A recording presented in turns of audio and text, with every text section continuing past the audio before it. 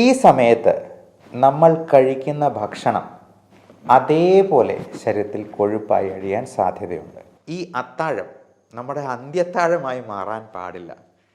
നമുക്ക് ഒരു തരത്തിലും ഉറക്കത്തിന് വിഘ്നം വരാത്ത രീതിയിൽ ഈ കാര്യങ്ങളെല്ലാം ഒന്ന് പരിപാലിക്കാനായിട്ട് പ്രത്യേകം ശ്രദ്ധിക്കുക.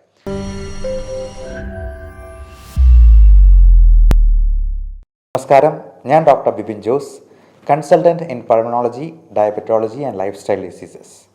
ഏതാണ് ഈ പരമപ്രധാനമായ 5 മണിക്കൂർ? അത് രാത്രി 7 മണി മുതൽ നമ്മൾ കിടക്കുന്നതിന് മുൻപുള്ള ഏകദേശം 12 മണി വരെയുള്ള സമയമാണ്. ഈ സമയത്ത് നമ്മൾ കഴിക്കുന്ന ഭക്ഷണം അതിനുശേഷം കിടന്നുറങ്ങുകയായതുകൊണ്ട് തന്നെ അതേപോലെ ശരീരത്തിൽ കൊഴുപ്പായി അഴിയാൻ സാധ്യതയുണ്ട്.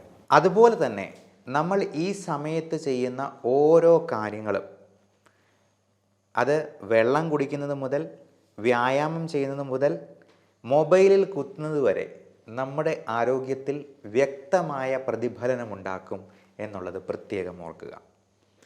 നമ്മൾ 7 മണിക്ക് ശേഷം ഒരുപാട് വെള്ളം കുടിക്കാതിരിക്കുകയാണ് നല്ലത്. കാരണം 7 മണിക്ക് ശേഷം കുടിക്കുന്ന വെള്ളമെല്ലാം രാത്രി സമയത്ത് ഉറക്കത്തിൻ്റെ ഇടയിൽ ചിലപ്പോൾ മൂത്രമൊഴിക്കാനായിട്ട് എണീറ്റ് പോകേണ്ടതായിട്ടും അത് നിദ്രയെ തന്നെ തടസ്സപ്പെടുത്തുന്നതായിട്ടും കാണാറുണ്ട്. പ്രത്യേകിച്ചും പ്രോസ്റ്റേറ്റിന് പ്രശ്നമുള്ള ആളുകൾ, എന്തെങ്കിലും ഡയൂററ്റിക്സ് മരുന്നുകൾ കഴിക്കുന്നവർ, BP-ക്ക് ഉള്ള മരുന്ന് കഴിക്കുന്നവർ, ഹൃദയത്തിൻ്റെ പമ്പിങ് കുറവുള്ളവർ, കിഡ്നിയുടെ പ്രശ്നമുള്ളവർ തുടങ്ങിയവർക്കെല്ലാം ഈ പ്രശ്നം അഭിമുഖീകരിക്കാറുണ്ട്. അതുകൊണ്ട് തന്നെ വൈകുന്നേരം 7 മണിക്ക് ശേഷം വെള്ളം കഴിവതും ഒഴിവാക്കുക. അതിനു മുമ്പ് എത്ര വെള്ളം കുടിക്കാമോ അത്രയും നല്ലത്. 3 ലിറ്റർ വെള്ളമെങ്കിലും ഒരു മനുഷ്യൻ ഹെൽത്തി ആയിട്ടിരിക്കുന്ന അവസ്ഥയിൽ കുടിക്കേണ്ടതായിട്ടുണ്ട് എന്നുള്ളത് പ്രത്യേകം ഓർക്കുക. അതേപോലെ തന്നെ വൈകുന്നേരം 7 മണിക്ക് ശേഷമുള്ള വ്യായാമവും അഭികാമ്യമല്ല. കാരണം പലപ്പോഴും ഈ 7 മണിക്ക് ശേഷം ജിമ്മിലൊക്കെ പോയി ഭയങ്കരമായിട്ട് വർക്കൗട്ട് ചെയ്യുമ്പോൾ നമ്മുടെ ശരീരം മുഴുവൻ വളരെ ആക്റ്റീവായിട്ട് നിൽക്കുന്നത് കൊണ്ട് തന്നെ നമ്മുടെ ഉറക്കം ശരിയാകാതെ പോയേക്കാം. അതുകൊണ്ട് കഴിയുമെങ്കിൽ ഒരു 6 മണിക്ക് മുൻപേ തന്നെ വ്യായാമം തീർത്ത് ഒരു കുളിയും കഴിഞ്ഞ് അത്താഴവും 7 മണിക്ക് മുൻപേ കഴിക്കാനായിട്ട് പ്രത്യേകം ശ്രദ്ധിക്കുക. അല്ല എന്നുണ്ടെങ്കിൽ ഈ കഴിക്കുന്ന ഭക്ഷണം മുഴുവൻ നമ്മുടെ ശരീരത്തിൽ ദുർമേധസ്സായിട്ടും കൊഴുപ്പായിട്ടും അടിയാൻ സാധ്യതയുണ്ട്. അതേപോലെ തന്നെ ഈ അത്താഴം നമ്മുടെ അന്ത്യത്താഴമായി മാറാൻ പാടില്ല. അതായത് നമ്മൾ അത്താഴമായി കഴിക്കുന്നത് ഏറ്റവും കാലറി കുറഞ്ഞ ഭക്ഷണമാകാൻ പ്രത്യേകം ശ്രദ്ധിക്കുക. ഈ പഴങ്ങളൊക്കെ നമ്മൾ അത്താഴത്തിന് ശേഷം ഒത്തിരി ഹെവി ആയിട്ട് കഴിക്കും. എന്നാൽ നേരെ തിരിച്ചാണ് വേണ്ടത്. കാർബോഹൈഡ്രേറ്റ്സിൻ്റെ അളവ് പരമാവധി കുറച്ച് ഈ പഴങ്ങളും പച്ചക്കറികളും അടങ്ങിയ സാലഡ് ഏറ്റവും കൂടുതൽ ആദ്യമേ തന്നെ കഴിച്ചിട്ട് പേരിന് 1-2 ചപ്പാത്തി മാത്രം എന്തെങ്കിലും പ്രോട്ടീൻ റിച്ച് ആയിട്ടുള്ള ഒരു കറിയുടെ കൂടെ കഴിക്കുന്നതായിരിക്കും ഏറ്റവും നല്ലത്. അത് പ്രത്യേകം ഓർമ്മിപ്പിക്കുന്നു, 7 മണിക്ക് മുൻപേ തന്നെ കഴിക്കുക. 6 മണിക്ക് മുൻപ് തന്നെ കഴിക്കുവാണെങ്കിൽ ഏറെ നല്ലത്. ദുർമേധസ് കുറയ്ക്കാൻ ആഗ്രഹിക്കുന്നവർ, അതായത് പൊണ്ണത്തടിയും വയറും എല്ലാം കുറയ്ക്കാൻ ആഗ്രഹിക്കുന്നവർ 6 മണിക്ക് മുൻപേ തന്നെ അത്താഴം കഴിച്ച് ഡിന്നർ കഴിച്ച് അതിനുശേഷം നമ്മൾ ഡയറ്റ് ചെയ്ത് ഒരു 14 അവേഴ്സ് എങ്കിലും നമ്മൾ ഇൻ്റർമീഡിയറ്റ് ഫാസ്റ്റിംഗ് അനുഷ്ഠിക്കാനായിട്ട് നോക്കുക. അത് 16-18 മണിക്കൂറായിട്ട് ഫാസ്റ്റിംഗ് കൂട്ടിയെന്നാൽ അത്രയും നല്ലത്. നമുക്ക് രാവിലെ എണീക്കുന്ന പാടെ നമുക്ക് എത്ര വേണമെങ്കിലും വെള്ളം കുടിക്കാം.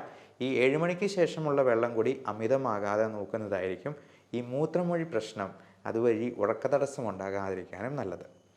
അതേപോലെ തന്നെ നമ്മൾ ഈ 7 മണിക്ക് ശേഷം ഫോണിൽ കുത്തിക്കൊണ്ടിരിക്കുന്ന അല്ലെങ്കിൽ സീരിയൽ കാണുന്ന ആൾക്കാരുടെ പ്രത്യേക ശ്രദ്ധയ്ക്ക്, നമ്മുടെ ഈ ബ്രൈറ്റ് ലൈറ്റ് കണ്ണുകളിലോട്ട് കൂടുതൽ അടിക്കും തോറും നമ്മുടെ ബ്രെയിൻ പിന്നെയും സ്റ്റിമുലേറ്റഡ് ആയിക്കൊണ്ടിരിക്കും. അപ്പോൾ നമ്മുടെ ഉറക്കം അത് ഭയങ്കരമായിട്ട് കുറയ്ക്കാനായിട്ടുള്ള കാരണമാകാറുണ്ട്. അതുകൊണ്ട് 7 മണിക്ക് ശേഷം ഈ ഇലക്ട്രോണിക് ഗാഡ്ജറ്റ്സ് എല്ലാം അങ്ങ് സ്വിച്ച് ഓഫ് ചെയ്ത് വയ്ക്കുന്നതായിരിക്കും ഏറ്റവും നല്ലത്. ഇനി ഫോൺ അത്യാവശ്യം വിളികളൊക്കെ ഒരു മാക്സിമം 9 മണിക്ക് മുൻപേ തീർത്തിട്ട് നമുക്ക് മനസ്സിനെ ഒന്ന് ശാന്തമാക്കാനും ശരീരത്തെ ഒന്ന് റിലാക്സ്ഡ് ആക്കാനുമായിട്ടുള്ള മെഡിറ്റേഷൻ ടെക്നിക്സോ പ്രാർത്ഥനയോ അല്ലെങ്കിൽ റിലാക്സേഷൻ ബ്രീത്തിങ് എക്സസൈസോ ഒക്കെ ശീലിക്കാവുന്നതാണ്.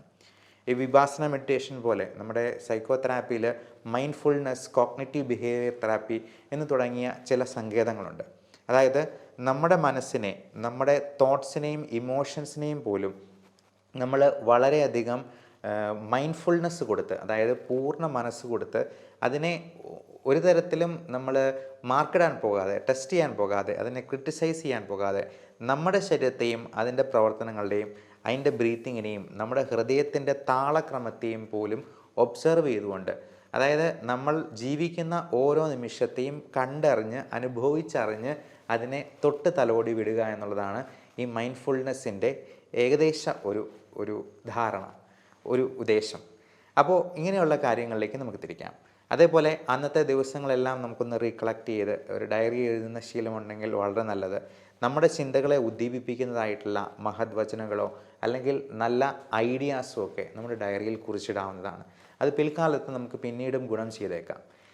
പിറ്റേ ദിവസത്തേക്ക് ഒരുപാട് ആകുലതപ്പെടാതെ ഇമേജിങ് എന്നുള്ളൊരു ടെക്നിക്ക് ഉപയോഗിച്ചുകൊണ്ട് തന്നെ പിറ്റേ ദിവസത്തെ ഫ്യൂച്ചറിനെ നമുക്ക് എങ്ങനെ കാണാൻ ആഗ്രഹിക്കുന്നു അതുപോലെ ഇമേജ് ചെയ്തുകൊണ്ട് അഫർമേഷൻ ടെക്നിക്ക് വഴി നമുക്ക് നമ്മുടെ സ്വപ്നങ്ങളെ പൂർത്തീകരിക്കാനായിട്ട് നമുക്ക് ബാക്കിയുള്ള സമയങ്ങൾ ചിലവഴിക്കാം. അതുപോലെ ദമ്പതികൾക്ക് സെക്സിൽ ഏർപ്പെടാൻ മിക്കവാറും വൈകുന്നേര സമയങ്ങളിലായിരിക്കും ഏറ്റവും കൂടുതൽ പറ്റുക.